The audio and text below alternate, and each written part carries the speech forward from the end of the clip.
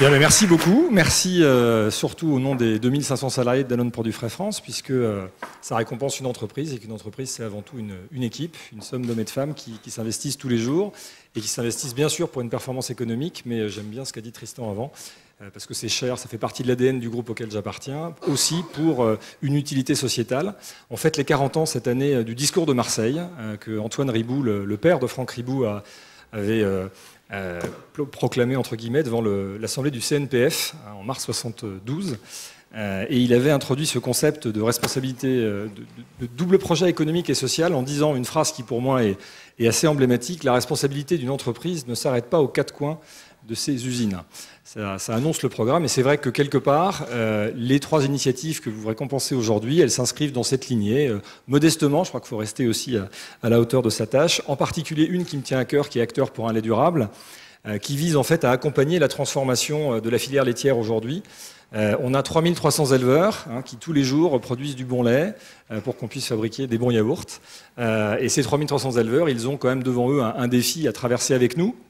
C'est que c'est la fin des quotas, c'est la réforme de la PAC, c'est quand même un monde avec une volatilité des matières extrêmement forte qui met leur situation économique en péril. Et comme on est totalement interdépendants, c'est-à-dire que sans eux, moi je ne fais pas de yaourt, mais sans moi, ils n'ont pas de débouchés, j'achète 100% de leur lait, il fallait qu'on trouve ensemble une route, construire ensemble une solution pour les préparer à cette transformation et qu'on puisse continuer à développer nos affaires ensemble. Voilà, c'est un des exemples, mais c'est vrai que pour nous, c'est une manière de poursuivre le projet qu'Antoine Riboud avait démarré il y a maintenant près de 40 ans. Nativité, tu nous dis quelques mots de plus ?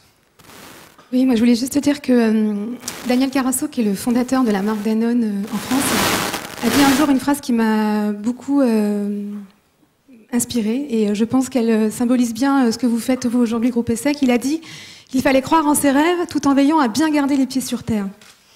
Et moi, cette phrase, elle me parle beaucoup, et je voudrais passer ce message aux étudiants. Moi, je voulais remercier tout le Groupe ESSEC ainsi que le corps enseignant. Je trouve que c'est un symbole très fort de lancer ce type d'initiative. Vous faites un travail formidable tous les jours. Votre rôle, il est capital. Vous formez la future génération de nos managers. Et c'est important qu'ils aient bien conscience qu'il faut concilier les deux, parce qu'il n'y a pas de secret, on le sait tous dans nos entreprises, sans performance économique, il n'y a pas de programme RSE ambitieux et pérenne. Et voilà, donc c'est les liens entre les deux, et je pense qu'une école de commerce aussi prestigieuse que la vôtre, c'est très symbolique qu'elle lance ce type d'initiative, et je voulais vous en remercier au nom de toutes les entreprises. Merci encore. Bravo.